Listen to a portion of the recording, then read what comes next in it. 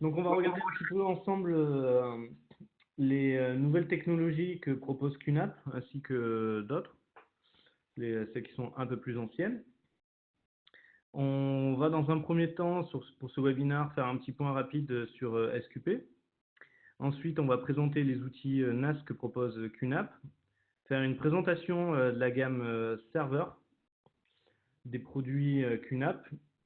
Ensuite, une petite partie sur d'autres produits qu'on vous propose et bien sûr, questions-réponses, sachant que vous pouvez, si vous le souhaitez, poser des questions durant cette présentation. C'est fait pour. On n'est pas nombreux, donc autant le faire ensemble. Alors, concernant SQP, ça fait plus de 12 ans qu'on vend des solutions NAS. Ça fait très longtemps qu'on travaille avec QNAP et Synology. On a à peu près plus de 320 références sur ces deux NAS. On a énormément de choses en stock. Et on propose aussi une assistance pour l'aide et l'installation, ainsi qu'au support technique. Fedaker et moi-même, on sera là pour vous apporter de l'aide en cas de problème, de défaillance, que ce soit matériel ou logiciel. Et après, des fois, même si on n'y arrive pas, on est en contact direct avec les deux constructeurs, surtout QNAP. On a un contact avec Stéphane qui s'occupe sur la partie support France pour QNAP. Donc, il ne faut pas hésiter. Des fois, ça peut être encore plus rapide de passer par nous. Concernant les contrats de service, on propose deux types de contrats de service, des contrats de service de 3 ans et des contrats de service de 5 ans, avec un échange J+1, que ce soit sur les mécaniques, les disques durs, ou alors le châssis, un problème d'alimentation, un problème de backplane ou autre. On a un stock qui est vraiment désigné pour les contrats de service. On garde tout pendant une période de 5 ans, vous permettant de pouvoir faire un échange du matériel équivalent ou supérieur. Ensuite, tous les NAS chez SQP, ils sont déjà montés, testés, puisque les disques durs sont déjà initialisés, la grappe RAID, et donc vous avez un outil qui est prêt à l'emploi. Votre serveur est installé avec un système, un compte utilisateur et une adresse IP. Alors, QNAP est un grand constructeur de serveurs NAS. C'est une marque qui vient de Taïwan, grand concurrent de chez Synology. Lui, il va se différencier par rapport à Synology sur certaines technologies, mais surtout par rapport à sa gamme de produits. Chez QNAP, le gros avantage, mais aussi le gros problème, c'est que vous avez plus de 180 produits, 180 serveurs différents. Avec, vous avez du 1B, du 2B, du 3B, du 5B, enfin voilà, vous avez vraiment tous les modèles. Avec différentes connectiques, du Thunderbolt, du RJ45 en 10 gigabits, du SFP+, du 40 gigabits. Enfin, il y a vraiment plein de choses. Donc, le but, c'est de répondre à tous les besoins des clients.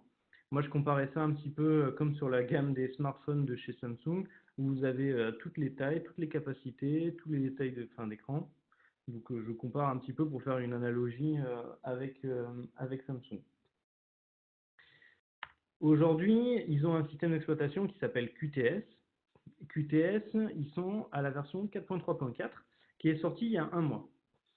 Elle remplace, elle met à jour la 4.3.3 qui, elle, avait intégré des grosses modifications puisque tout son noyau était full 64 bits, toutes les applications passaient en 64 bits.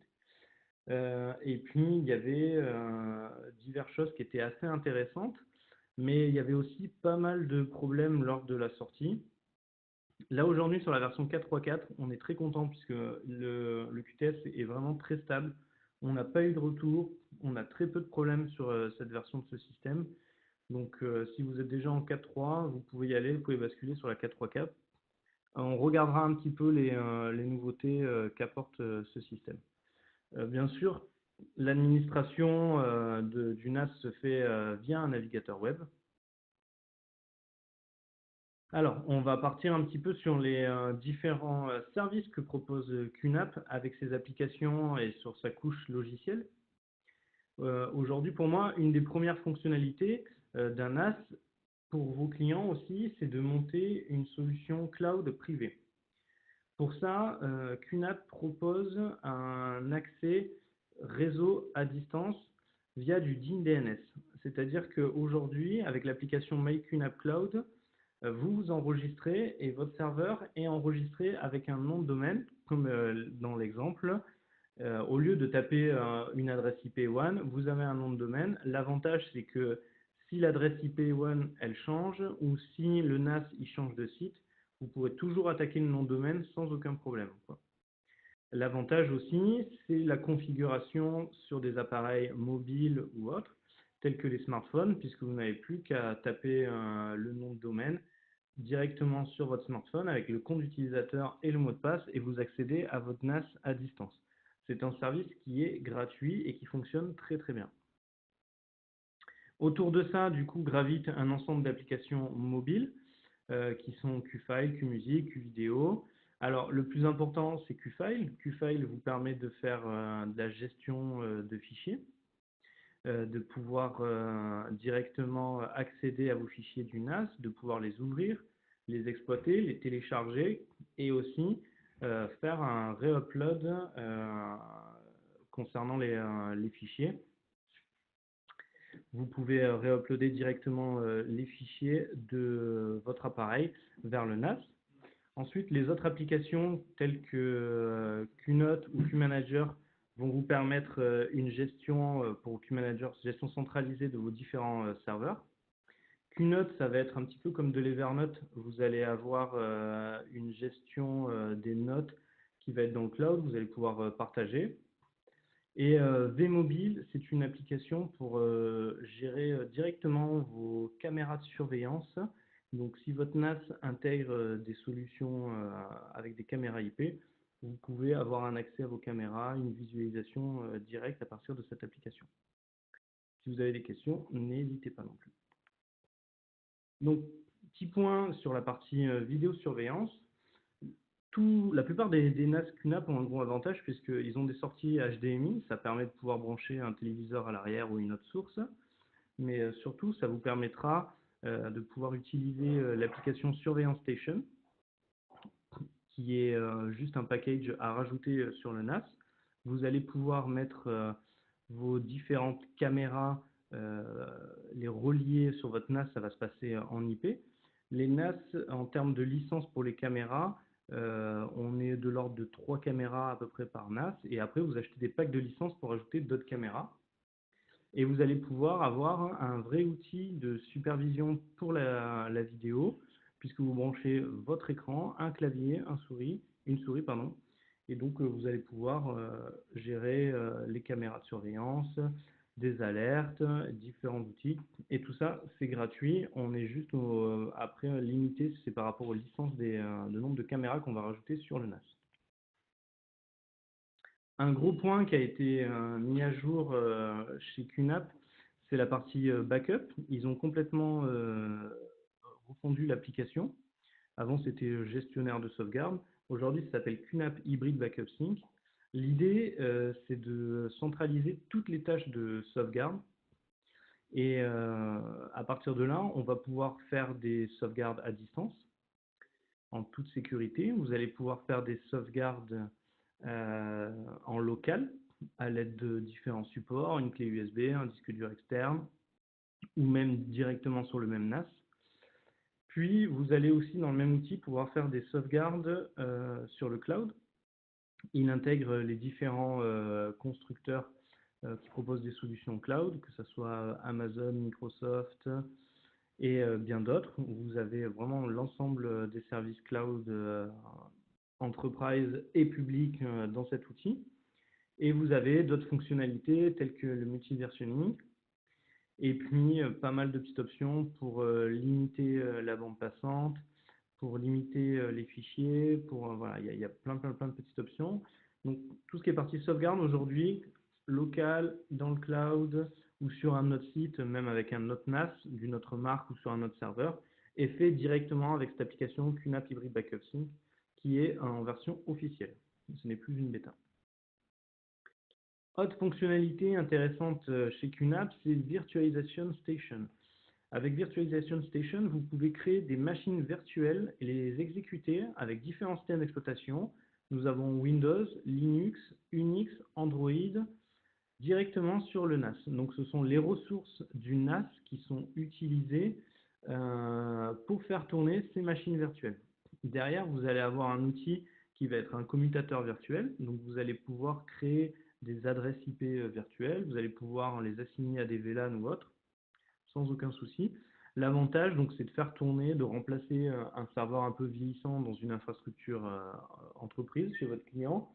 Voilà, ils ont besoin, avant ils faisaient tout à partir d'un serveur qui était un petit peu vieillissant, que ce soit leur petit Active Directory et leur partage de fichiers. Là aujourd'hui vous partez sur un NAS, vous avez du partage de fichiers et vous pouvez monter une machine, un Windows Server ou autre directement et ça remplacera le petit serveur que vous avez. Vous pouvez même monter des grosses VM, faire des tests et faire bien sûr des imports de VM même à partir d'autres outils tels que VMware et les autres ESX qui sont sur le marché.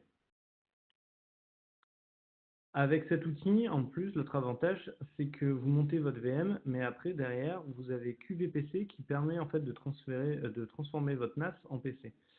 Donc, vous lancez un outil qui s'appelle HD Station, qui est sur le NAS. Vous branchez un clavier, une souris, un écran, et là, vous pouvez directement avoir en plein écran et administrer directement votre machine, que ce soit un Windows, un Linux ou autre, comme si c'était un PC. Vous avez vraiment la même chose, vous branchez un périphérique, ça monte, vous avez vraiment la même chose que si c'était un PC. Autre particularité qui a été vraiment mise en avant, surtout dans la dernière version et dans la version précédente, ce sont les snapshots. Aujourd'hui, les snapshots, c'est une nécessité puisque ça permet de protéger les données de vos clients face au ransomware. C'est vraiment la seule solution. Bien sûr, la solution en amont, c'est de bien protéger le réseau et d'avoir des antivirus et autres assez performants. Donc, ça permet à tout moment à votre NAS QNAP d'enregistrer l'état du système, puisque ça fait un instantané. Et puis, bien sûr, ça permet de restaurer en un temps très très court les différentes versions de vos fichiers. On peut faire aussi la même chose avec des lunes, ça fonctionne. Et on va rentrer un peu plus dans les détails sur la partie snapshot.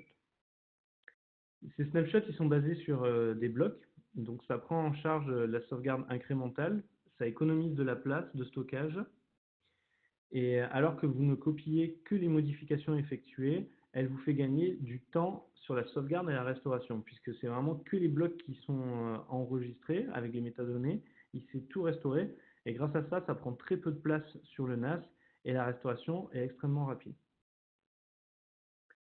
On a une fonctionnalité de snapshot réplica, ça permet de copier rapidement et facilement vers un autre NAS QNAP ces snapshots pour les protéger aussi.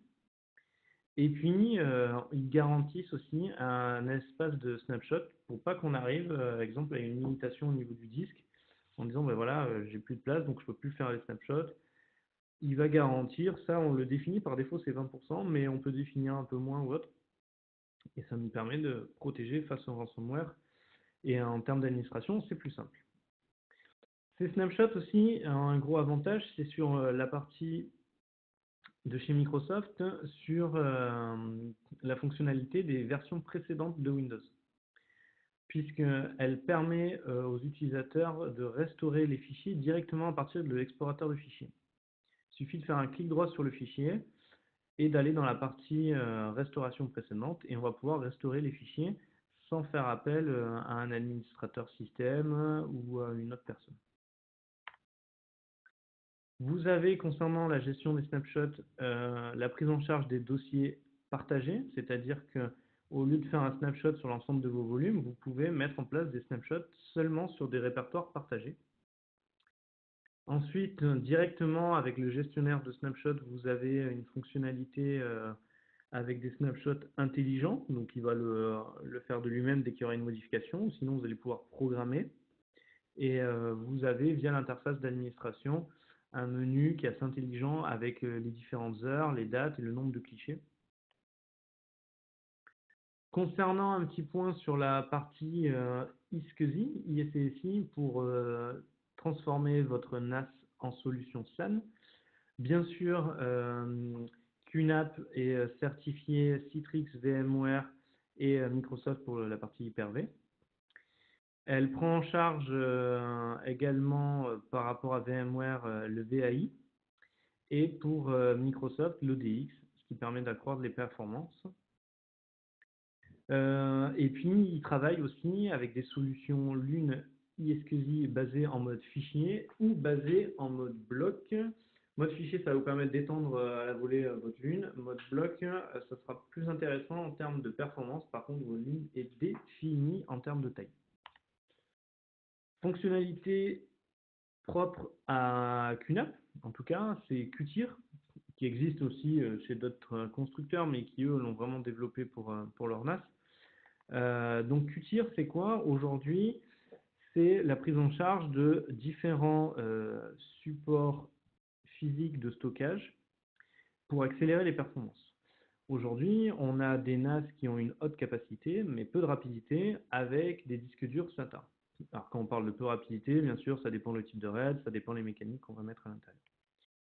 Ensuite, on va pouvoir avoir, si on cherche absolument la performance, on va pouvoir monter des solutions serveurs de stockage full SSD. C'est extrêmement rapide, mais l'inconvénient, c'est que c'est très cher. Et aussi, en termes de volumétrie, demain, Samsung sort ses disques durs de 4 Tera, mais on est sur des disques durs physiques. On est aujourd'hui sur des disques durs de 12 Tera, donc on n'a pas la même volumétrie. Ou sinon, on peut faire un mélange, un pool SSD, un pool SATA. L'idée de QNAP, c'est de créer en fait une grappe SSD, une grappe SAS et une grappe SATA, et ça va être le système qui va le gérer de manière intelligente et automatique. C'est-à-dire qu'il va regrouper ces trois grappes, vous n'aurez qu'un seul et même volume. Par contre, c'est le système qui va gérer suivant l'activité. Ces données n'ont pas été touchées depuis plus de 3 semaines, 1 mois, je vais les mettre directement sur mon disque SSD. J'ai des entrées-sorties régulièrement euh, sur ces fichiers, je vais les mettre directement sur mon SSD. Voilà, il va pouvoir changer à chaud la différente stratégie pour augmenter ses performances. Ça, c'est automatique. On peut le mettre en place, même si on a déjà créé une grappe RAID ou autre, on peut le mettre en place après sans perdre les données. Là, ça va être un petit point sur les nouvelles fonctionnalités sur la partie de QTS, la 4.3.4. On a un nouveau gestionnaire de stockage et de snapshot, avec une présentation du stockage qui est différente, mais qui est un peu plus claire, où on a un peu plus d'informations. On a un visu sur ces disques durs, les différents éléments, ce qui est mis en cache, pas en cache, ainsi que sur les différentes JBOD et avec les quotas. On a un aperçu visuel des snapshots, avec les différentes informations qui sont mises au premier plan. On a dans la partie paramètres globaux pas mal de choses qui sont intéressantes. Les disques et les snapshots afin de garantir les performances et une intégrité du RAID optimale. Alors ça, il y a quelque chose qui est vraiment intéressant. On va avoir la possibilité dans cette partie-là d'augmenter la priorité à la resynchronisation du RAID.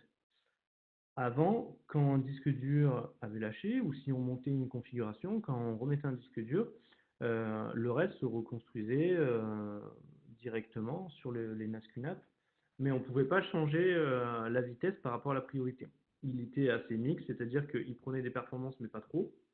Il ne devait pas dépasser 20% de baisse de performance lors de la reconstruction pour qu'on continue toujours à avoir, pour que les utilisateurs puissent travailler sans trop de perte de performance. Là, vous avez la possibilité d'augmenter et de changer la priorité pour accélérer et faire en sorte que la reconstruction du RAID soit une priorité. Donc, l'avantage, vous pouvez lancer ça la nuit ou si les performances ne sont pas si importantes que ça, vous pouvez le mettre en priorité pour vraiment réduire la reconstruction de votre grappe RAID.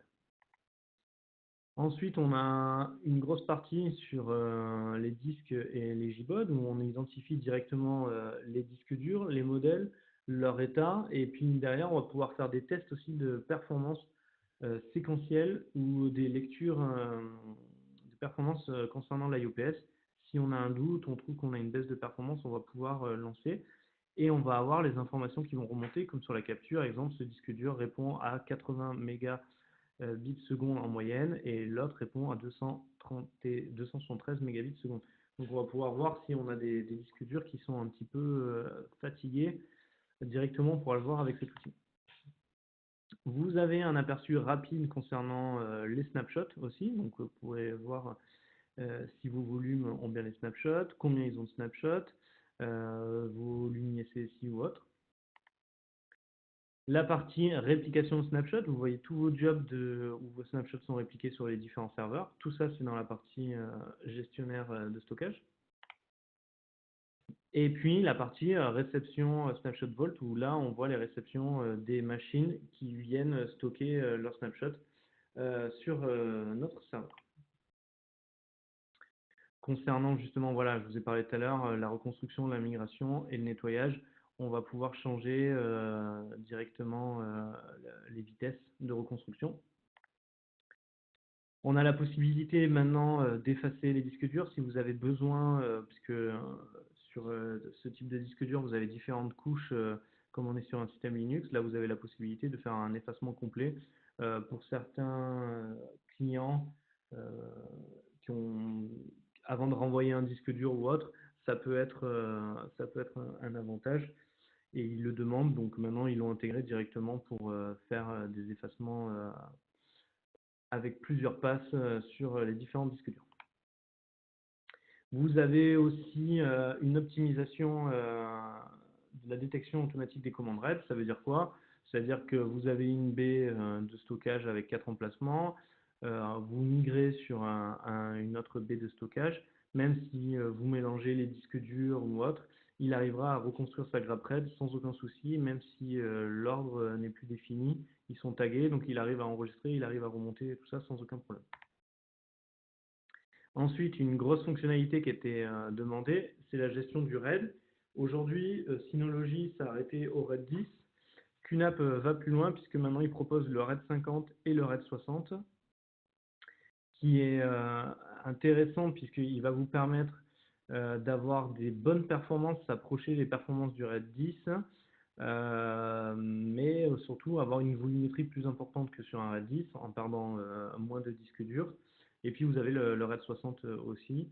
Donc ça c'est un énorme avantage. Aujourd'hui c'est les seuls à le faire sur la partie soft. Les options de cache SSD pour rajouter et augmenter vos IOPS, puisque ça coûte beaucoup moins cher et ça réduit 3 fois les temps de latence sur les volumes de stockage et augmente vos IOPS de manière très très très importante.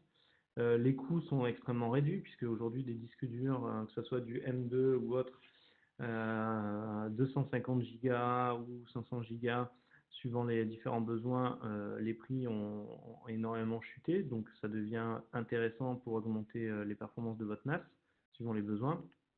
Et puis l'autre avantage, c'est que vous pouvez le faire, vous pouvez activer le cache SSD à chaud, sauf pour les modules M2, mais vous n'avez pas de coupure. Donc si vous avez 2 emplacements, vous pouvez mettre 2 disques SSD, hop, activer le cache SSD, vous n'avez aucune coupure, pas de problème. Il prendra tout ça à chaud sans aucun souci. On va partir sur comment choisir son NAS aujourd'hui. Et on va regarder les différentes configurations que propose QNAP. Et on va essayer de regarder ensemble comment vous aider à mieux déterminer par rapport aux besoins de vos clients, à mieux déterminer les besoins matériels. Pour ça, il y a 3 questions qui sont en premier lieu identifier le nombre d'utilisateurs simultanés que votre client va utiliser.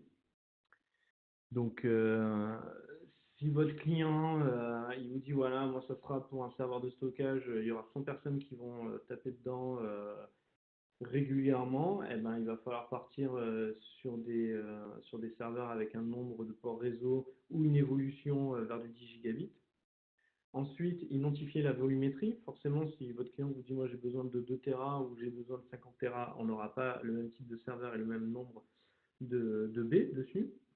Et puis après, bien sûr, identifier les usages, si c'est que pour de la sauvegarde, seulement faire stocker des machines virtuelles, pour faire tourner des applications lourdes telles que Virtualization Station qu'on a vu tout à l'heure, pour mettre en place des options de cloud et de synchronisation.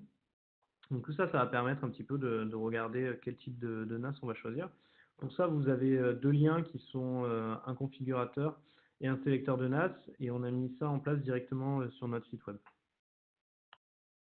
Alors, on va attaquer la gamme des produits. Alors, concernant la gamme de produits, comme je disais, vous avez à peu près 180 produits chez QNAP, c'est énorme. Vous allez sur le site internet, il faut s'y retrouver. Donc là, moi, ce que j'ai fait, c'est que je l'ai coupé en différentes catégories. On va partir, pour moi, je vais vous montrer les NAS qui sont importants dans la gamme particulier et très petites entreprises.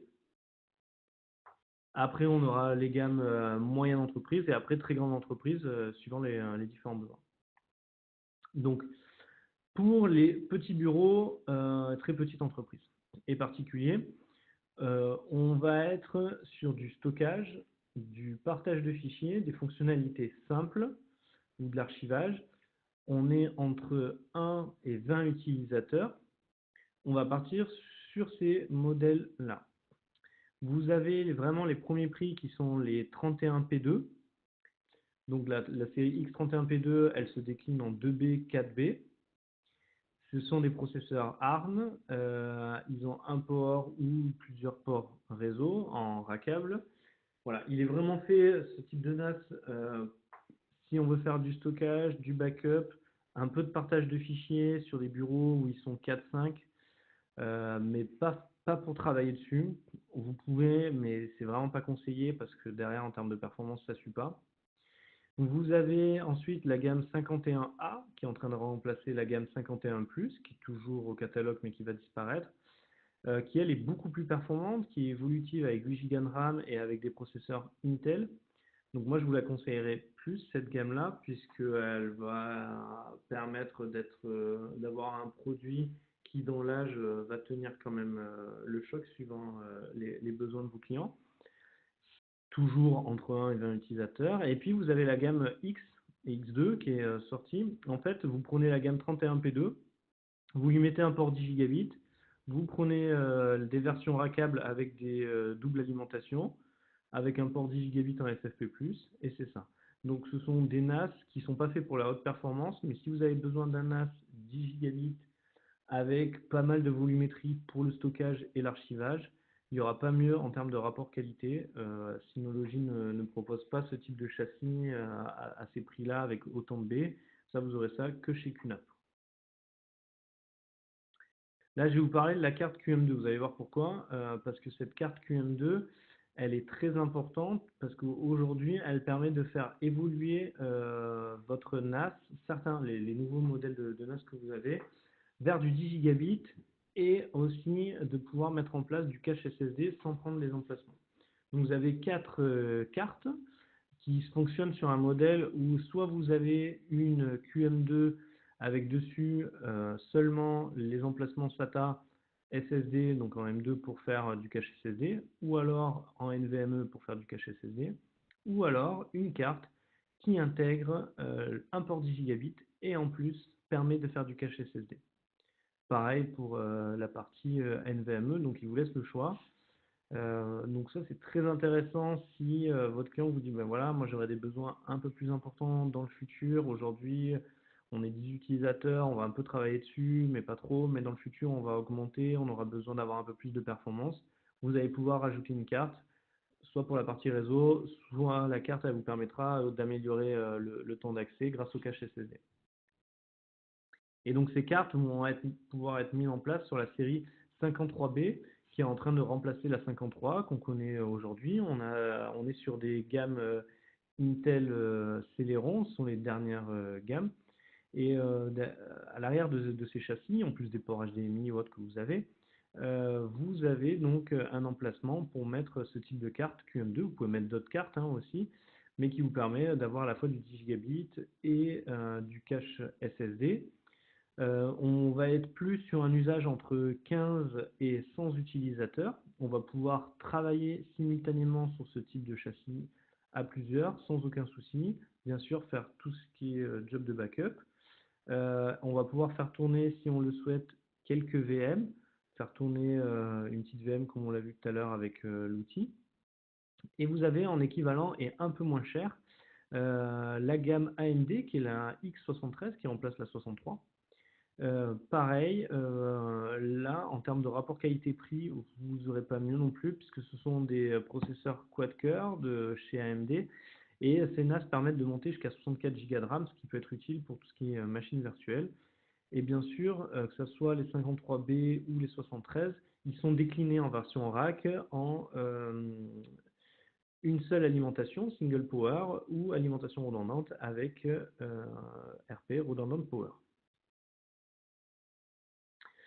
On va regarder maintenant le stockage de NAS pour les entreprises un peu plus importantes. On va être entre 100 et 300 utilisateurs. On a la partie 71 et 82. Donc les NAS en 71 ce sont des gammes en i3, i5 et i7, comme sur les gammes 82.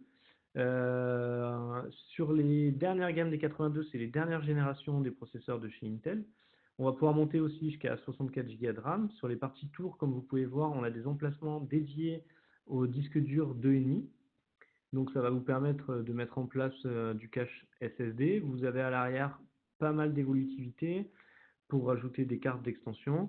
Là, voilà, on a vraiment des NAS de production. On va pouvoir faire tourner des applications lourdes, des besoins lourds. On va pouvoir travailler à plusieurs dessus. On est vraiment sur du NAS très haut de gamme avec des applications et des besoins spécifiques. Et on a une évolution toujours vers du 10 gigabits à l'arrière. Dans la même lignée, mais un peu moins cher toujours, AMD et QNAP travaillent vraiment main dans la main. On est vraiment en train d'avoir toute une nouvelle gamme de NAS chez QNAP avec des processeurs AMD. Donc là, ce sont les tout derniers processeurs AMD qui sont les Ryzen. Vous pouvez aller voir les tests sur Internet qui sont très très bons en termes de performance et côtoient ce que fait un Core i7 sans aucun souci. Vous avez donc les gammes 77 et il les décline aussi avec les gammes 73 en URP et vous aurez aussi les 77 en URP compatibles avec les cartes QM2, pareil entre 100 et 300 utilisateurs avec des ports aussi 10 gigabits en SFP+. Là, c'est les seuls à le proposer du NAS avec du Thunderbolt 2 et 3. Alors on va regarder à quoi ça sert.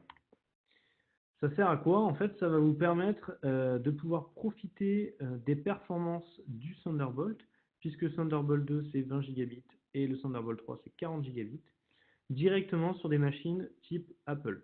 Ces machines de type Apple n'ont pas forcément de port 10 gigabits.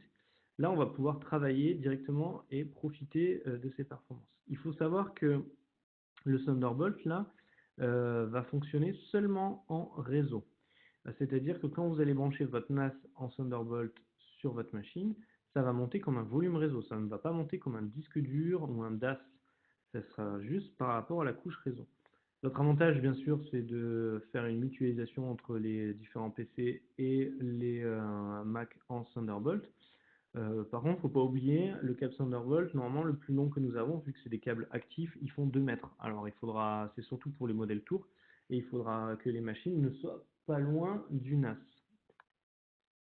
Ils l'ont décliné en différents modèles, on va regarder. Vous avez le tout premier modèle, le moins cher avec du Thunderbolt.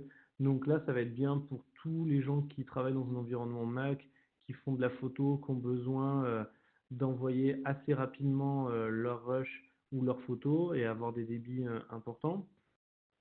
C'est le 453 TB3. Et puis après, là, on va partir sur des NAS qui sont quand même beaucoup plus performants. Donc, ils prennent la série 82 qu'on a vu tout à l'heure, avec les dernières générations des processeurs Intel, monte jusqu'à 64 Go de RAM. Et puis, vous avez donc là des serveurs NAS qui sont capables de travailler directement avec des flux 4K. Donc, si vous avez des personnes qui veulent travailler dans la vidéo, il peut gérer, suivant bien sûr, c'est toujours pareil, la résolution ou autre, mais vous pouvez monter plusieurs machines à l'arrière et faire travailler avec du Final Cut, du Adobe Premiere ou autre directement sur le NAS Après, on va être limité, mais on va pouvoir travailler facilement à 3-4 dessus sans aucun souci.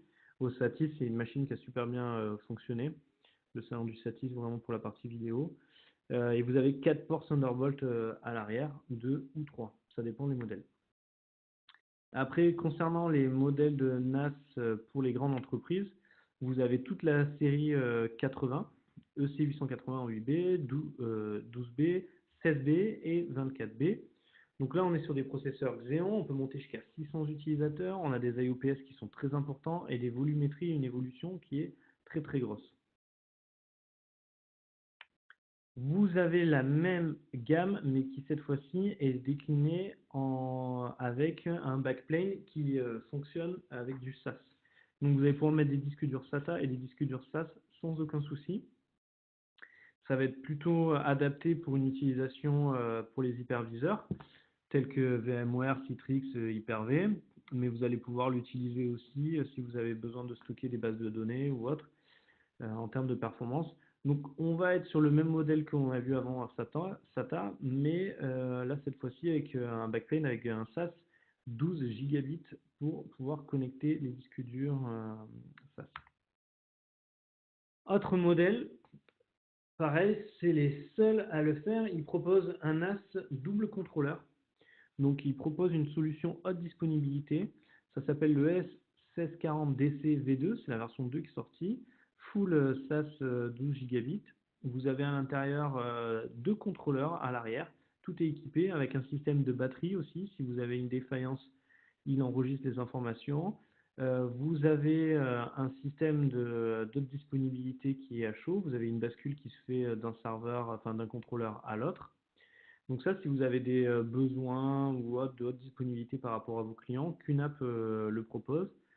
Et surtout, il travaille sur un système qui s'appelle QUS et pas QTS, comme on a vu depuis tout à l'heure, qui lui est un système ZFS. Donc, ZFS a d'énormes avantages, ce sont des volumes, on peut créer un volume unique qui fait jusqu'à 500 Tera sans aucun problème, alors qu'avec l'autre, on est bloqué autour des 300 Tera. Et puis surtout, vous avez une reconstruction qui se fait de manière instantanée si on a une défaillance. Les extensions de stockage, vous avez bien sûr sur tous ces NAS la possibilité d'étendre le stockage. Vous avez plusieurs choses pour ça. Vous pouvez utiliser le VJBOD. Le VJBOD, c'est une fonctionnalité propre à QNAP. C'est j'utilise de l'espace disponible libre sur un autre NAS qui est dans mon réseau et je lui dis d'utiliser cet espace pour étendre mon volume. Il peut tout à fait le faire. On peut mettre la capacité à jour de son NAS, c'est-à-dire j'ai deux disques de 2 Tera, je veux migrer avec deux disques de 4 Tera. On peut, sans perdre les données, on change un disque dur, puis on change le deuxième, et après on va pouvoir étendre le volume. On peut migrer bien sûr d'un 2B à un 8B sans aucun souci. Vous mettez les deux disques durs du 2B, vous les mettez dans le 8B, vous démarrez et reprend la configuration. Et puis, on peut bien sûr rajouter des boîtiers d'extension à l'arrière, que ce soit en SAS, en eSATA, en USB, ça dépend les modèles. Vous avez toute une gamme de boîtiers d'extension pour étendre la capacité, ce n'est pas fixé. Voilà un petit peu pour les gammes de chez QNAP que j'ai différenciées. Pour moi, ce sont vraiment les modèles les plus importants sur ces différentes séries. Là, dans ce quatrième point, je vais vous parler de nos différents partenaires et de nos produits de manière assez rapide. Et puis, on regardera sur la partie questions-réponses. Alors, bien sûr, on travaille avec Eaton. Tous ces serveurs doivent être protégés, bien sûr, avec des onduleurs. Et on a toute une gamme, on a toute la gamme de chez Eaton. On bosse aussi avec QSAN, on est les seuls à le proposer. Si vous avez un client qui vous dit, voilà, moi j'ai besoin d'une solution que pour stocker mes VM avec mes ESX, il ne faut pas partir sur du NAS, il faut partir sur du SAN, et on vous propose des choses. QSAN propose des solutions double contrôleur actif-actif ou monocontrôleur.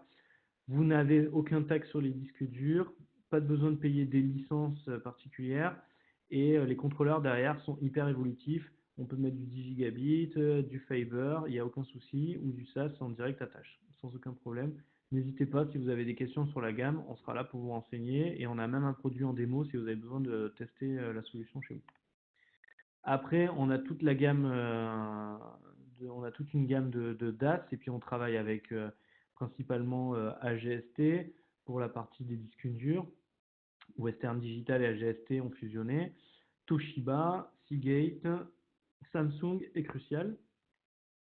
On a un nouveau boîtier chez SQP qui est un boîtier en USB Type C avec différentes coloris qui sont un petit peu les coloris que ce que propose Apple sur ces dernières gammes. Donc là, ça vous permettra de profiter de l'USB 3 points pour augmenter les performances. Et bien sûr, il est fourni avec un USB 3 points et de l'autre côté un USB 3 en série A, sans aucun, comme ça vous avez les deux formats. On travaille avec G-Technology et Akitio. Chez G-Technology, on a toute une gamme pour la partie montage, la partie vidéo. Et Akitio, ce sont des produits DAS qui vont vous permettre de monter votre propre configuration en Thunderbolt avec les mécaniques que vous souhaitez. Là, par contre, vous avez du Promise. Promise, ça fonctionne très très bien avec une carte contrôleur matériel à l'intérieur pour le RAID. On propose des contrats de service. Mais là, comme je disais, par contre, plutôt, vous avez les mécaniques qui sont définies. Là, vous ne choisissez pas. Ensuite, OWC, on propose toute la gamme des cartes SSD spécifiques pour Apple, ainsi qu'une gamme de stockage pour le DAS en 2B ou 4B chez OWC. Pour tout ça, on a une solution soft concernant la sauvegarde, la restauration sur multiplateforme, Mac et PC, avec Retrospect. N'hésitez pas à revenir vers nous si vous avez besoin d'une solution de backup. Pour la partie commerciale, vous avez le numéro de téléphone qui s'affiche pour nous contacter, ainsi qu'une adresse email généraliste. Sinon, vous avez vos commerciaux si vous les connaissez. Vous pouvez directement les contacter à leur numéro. Et puis pour la partie avant-vente et après-vente, donc moi je suis Florent Garcin, vous pouvez me contacter à mon adresse mail et vous avez fait Dakar aussi que vous avez dû avoir au téléphone. Vous pouvez nous contacter au 08 26 880 880. Voilà, merci pour ce webinaire. Je vais vous proposer, si vous le souhaitez, d'échanger avec vous, si vous avez des questions peut-être sur des modèles ou autres. Je vous remets le micro. Je ne sais pas si vous avez des questions. Non, merci. Pas de questions pour moi, c'était très clair. D'accord, ok. De toute façon, je n'hésiterai pas à revenir vers vous. Ouais, s'il y a des... si nécessaire. Ouais, que ce soit même pour mettre en place des solutions, ou autre, si vous avez des doutes. Ouais. Voilà. De toute façon, ce que je vais faire, c'est que je vais vous envoyer la présentation. Je ne sais pas si vous l'avez déjà eu, non? Non, pas encore, mais je veux bien. Ouais, bah, je vais vous l'envoyer, comme ça vous aurez le temps un petit peu de regarder, ça vous permettra d'éclaircir. Là, le but, de toute façon, c'était surtout s'y retrouver avec les nouveaux modèles, puisque QNAP sort très souvent des modèles, des séries, donc il faut essayer de suivre aussi un petit peu ce que proposent les nouvelles technologies. Et voilà, bah, si ça a été clair, tant mieux. Je vous souhaite une bonne après-midi. Merci, pareillement. Allez, je vous remercie, et puis à très bientôt alors. Hein. À bientôt. Au revoir. Merci, au revoir.